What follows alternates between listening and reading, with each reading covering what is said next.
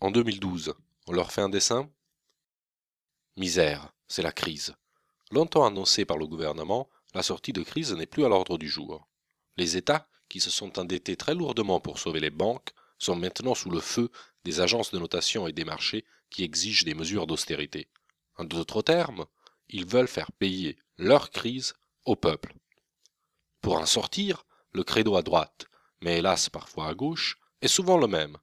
Il faudrait rassurer les marchés financiers, ce qui revient à protéger les responsables pour au bout du compte continuer comme avant.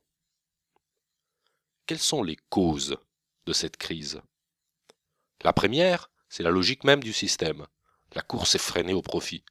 Les capitalistes se contrefichent de l'environnement, de la détresse sociale, de la famine ou du mal logement. Pour le capitalisme, le comment importe peu. Ce qui compte, c'est combien cela rapporte.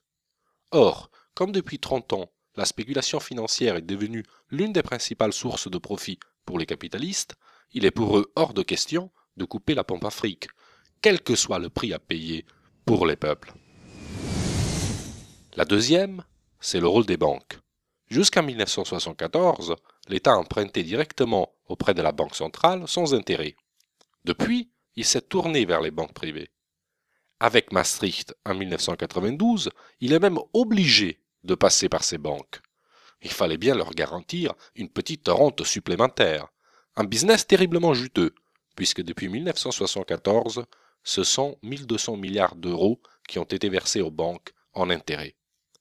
Un chiffre qu'il faut rapprocher des 1640 milliards d'euros de dette publique qu'on nous agite sous le nez. La première cause de la dette publique, c'est bien l'appétit des banques.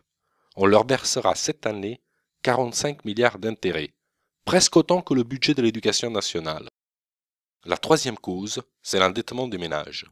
Depuis 30 ans, la part des salaires dans la redistribution des richesses n'a cessé de baisser au bénéfice des revenus du capital. Les riches plus riches, les pauvres de plus en plus pauvres. Résultat, un endettement massif des ménages. Or, c'est justement ce surendettement, notamment aux États-Unis, qui est à l'origine de la première crise, la crise des subprimes. Enfin, la quatrième cause, c'est la générosité envers les plus riches. Lorsqu'on parle d'endettement public, on évoque toujours un excès de dépenses, jamais un manque de recettes. Or, depuis 2000, les gouvernements ont multiplié les réductions d'impôts et les exonérations fiscales, au bénéfice des plus riches, évidemment. Pour la France, ces cadeaux fiscaux qui creusent un peu plus la dette représentent 110 milliards d'euros par an, le double de ce que rapporte l'impôt sur le revenu. Les conséquences de la crise sont d'une extrême dureté. D'abord, les États voient leur endettement public exploser. Pour la France, il est passé de 14% du PIB en 1974 à 81% aujourd'hui. Cette situation n'est pas due à un excès de dépenses, aux acquis sociaux qui coûteraient trop cher, mais bel et bien au choix délibéré de réduire les recettes. Pourtant, avec la complicité des gouvernements, les amis des marchés utilisent la dette pour obtenir la casse des services publics et celle des droits sociaux. Ensuite, les politiques d'austérité viennent aggraver la récession. La réduction de la dépense publique, le plafonnement des salaires et des pensions aboutissent à moins de commandes pour les entreprises, moins d'emplois et bien sûr moins de recettes pour l'État. Un véritable carnage. Au bout du compte, loin de tirer les leçons des crises à répétition et de l'impasse dans laquelle nous pousse la cupidité des spéculateurs, nos leaders politiques ne font que suivre les recommandations de ceux-là même qui ont échoué. Après qu'ils nous aient cassé bras et jambes, il faudrait continuer à écouter les bons docteurs du FMI, de la Commission européenne, des agences de notation et du gouvernement. Ils n'ont qu'un objectif, nous achever, en nous entraînant toujours plus loin dans leur logique folle. La dette est pour eux un prétexte. Non seulement ils ne sont plus crédibles, ils sont dangereux. Pour rompre cette spirale infernale, le Front de gauche fait 3 propositions. D'abord, depuis l'obligation faite aux États de se financer sur les marchés, ceux-ci se gavent avec la dette.